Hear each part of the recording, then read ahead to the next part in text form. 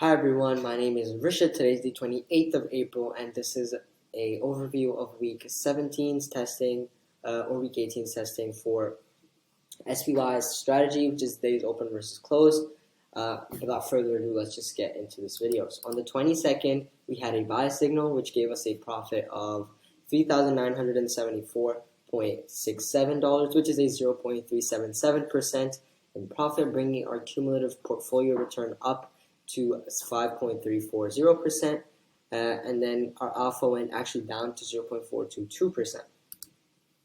On the next day, the 23rd, we had another buy signal. We had another profit of 8,107.65, which is a 0.768% profit, and bringing our cumulative return up to 6.108%, and our alpha went down further to positive 0.003%. Next, on the 24th, we had another buy signal, which actually gave us our first loss of the week at $2,404.65, which is a 0.228% loss. So that actually brought our alpha into the negatives at minus 0.178%.